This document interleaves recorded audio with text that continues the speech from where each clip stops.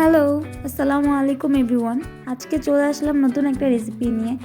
এই রেসিপিটা বেসিক্যালি আমার আম্মু শীতের সময় এই রেসিপিটা মাছ রান্না করে।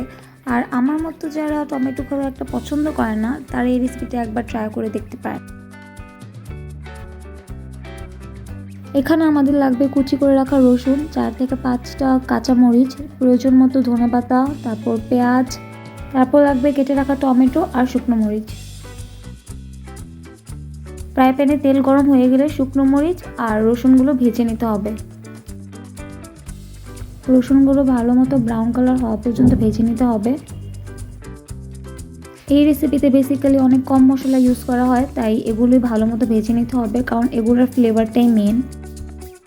যতক্ষণ পর্যন্ত শুকনো মরিচ আর রসুনের সুন্দর একটা কালার আর স্মেল চলে না আসে, ততক্ষণ পর্যন্ত ভেজে নিতে হবে। এখানে সুন্দর একটা কালার চলে আসে। এখন আমরা কুচি করে রাখা পেঁয়াজগুলো দিয়ে দিব। পেঁয়াজগুলো আবার ভালো মতো ভেজে নিতে হবে। আই সোয়ার, এই স্মেলে আমার পুরো ঘর ভরে গেছিল। ভাজা রসুন আর শুকনো মরিচের স্মেলটা আমার ভীষণ পছন্দের।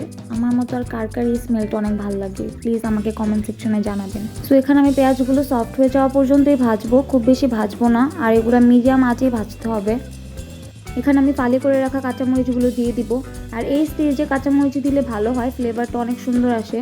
আর আমি ঝাল পছন্দ করি, তাই আমি একটু কাঁচামরিচের পরিমাণ বেশি রেখেছি, আপনারা আপনাদের প্রয়োজন মতো দিতে পারেন।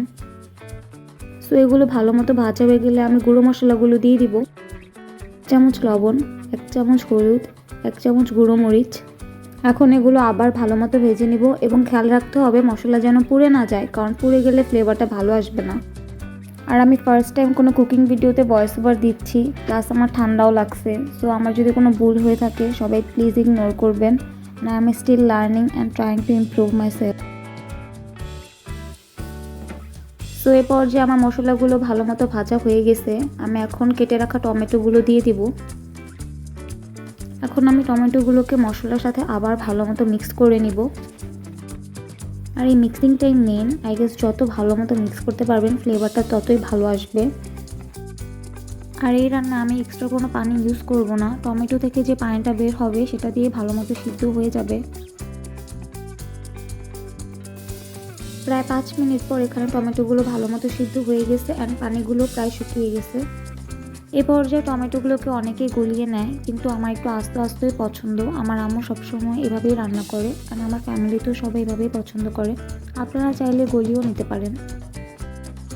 এই রেসিপিটা খুবই বেসিক অ্যান্ড অনেক কম ইনগ্রিডিয়েন্টসের মধ্যে তৈরি করা যায়, অ্যান্ড সময়ও খুব একটা লাগে না।